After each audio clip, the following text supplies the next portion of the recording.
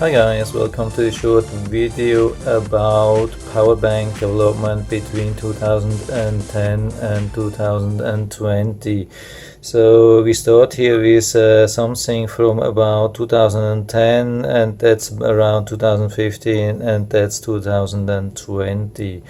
So it hasn't changed huge. So most people would think, yeah, okay, the technology, capacity, power of power banks has been developing a lot during the last couple of years, especially 10 years. 10 years and technology can do a lot. And when you think back to 2010, we think, yeah, okay, that was totally outdated and no power and slow and so on. That's actually not true. I mean, it has changed. I mean, some things have really changed when we look back at smartphones and so on. But regarding power bank, I mean, the style, when we start with the one from 2010, the style is definitely total outdated, but the functions are pretty much the same. It's just a little bit slower when we look at the specs here.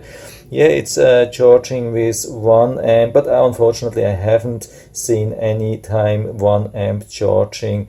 But output is one output has 1 amp and the other one is 2.1 amp, which is pretty much standard still these days. Capacity 12,000 milliamps. I think when I have measured that 10 years ago, it was 10,000 milliamps. So it was pretty close to what they have been listing it. And that's one of the things which has changed a lot. I mean, 2010, when they have been listing something with 10,000, it had 10,000 milliamps. When they have been listing something for 5,000, it had 5,000, at least close to that. I would say maybe 10 or 20% less, but it was really close. Also, these things around here, maybe 2015, I mean, especially when you buy like major, like premium brands like Samsung, when you buy 5,000 milliamp per hour power bank, it has 5,000 milliamp hours. Now, 2020, it has gone crazy. Usually when you buy power banks, they say like they have 20,000 milliamp per hour, 30,000, 40,000. On eBay you find even 100,000, 200,000. In fact, what they really have are 10,000. Maybe if you are super lucky, you get maybe up to 13,000, but that's about it. So actually, not the technology has been improving a lot, but mainly the scam level has gone up in the last couple of years. I mean, they are looking in general a little bit more like stylish, more advanced, like and they have other features. I mean, when we look like here, the input, yeah, here we have an input like mini USB. I mean, mini USB, that's something which we don't find anymore. That's totally gone. Mini USB maybe in very rare cameras, but definitely not in power banks these days. When you have power banks, usually we have like the output is still the same, but as input we have usually USB-C. Sometimes we have still micro USB. Maybe it's like 50% to 50% like that. Sometimes when with good power banks we can even use the USB-C as input and output. That's really helpful. So there's definitely improvement. And definitely regarding style, I mean, we have these really fancy things almost looking like a smartphone, like really nice smartphone. Then we have, like, instead of the LED, we have LCD displays where you can see like the percentage of the charge really in detail. And here it's really accurate, absolutely awesome. So that helps a lot. I think these things haven't been around 10 years ago. It comes more and more, but not everyone has these. I mean, still here, that's a 2020, very expensive, very powerful. It still has only these 4 LEDs and nothing else. But apart from that, a lot of features usually, I mean, especially with such things which are coming more and more, like it's waterproof. Like here we have even a cover here, it's nicely covered. We have a lot of ports here to charge, and we have higher charge rate. I'm coming to that a little bit later on, but it's a lot of them are really nicely protected against bumps. Here we have even lights. You can see that, really powerful lights, nice lights. That's almost like a standard. Hasn't been here 10 years ago. A lot of them have solar panels. We have even some with wireless charge. Definitely hasn't been around 10 years ago. So we have many features. I mean, not everything. We can still buy these very simple things. So here we have one, has nothing, no lights, no solar, no wireless, no nothing.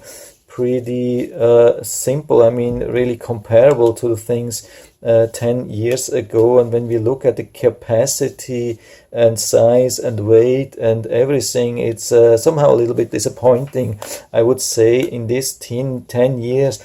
That's my main point actually regarding the core capacity. I mean, the amount of milliamps which they can hold, it's really disappointing. I don't see any improvement at all actually, even with this one. When we compare this one, I think that's nickel metal hybrid, so the only disadvantage is that we can only charge this very slowly compared to the latest devices which we can charge with 2 amps or even 3 amps. I mean, this one we can charge with 2 amps, this one we can even charge with more than 3 amps, and we get out also 3 amps out of this thing.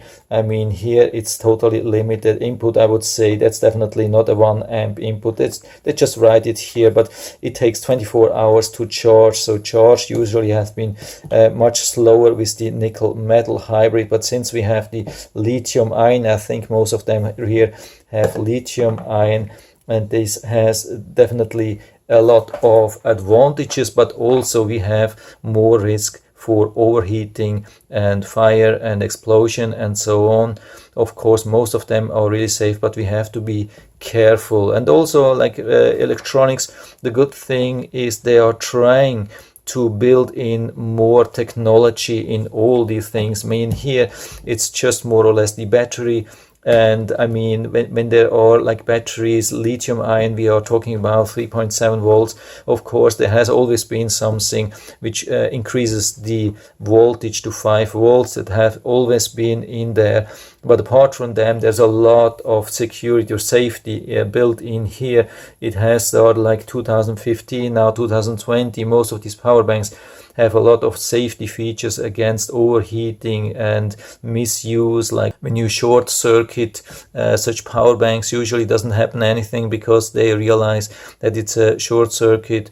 So they are trying to make them more and more safe. So like more safety, more features, more input and output power. That's more or less the improvement. But regarding capacity, I don't see any major improvement. So that's actually it for now. I just wanted to give you this time document. As long as I have this old power bank still here, I mean, this thing is 10 years old.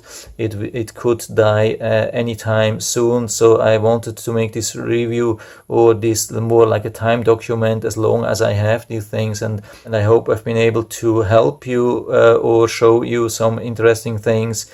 And if you have any questions or comments, just write to the comment section below, and I'm always happy to talk about these things. And yeah, especially if you have your own experience, like during this time period, what's your experience? What did you see? What changes did you experience? Would be really interesting if you could write everything down into the feedback area. I'm always happy to talk about these things. And yeah, if you liked the video, give me a thumbs up, subscribe my channel. Thanks for watching, and see you next time.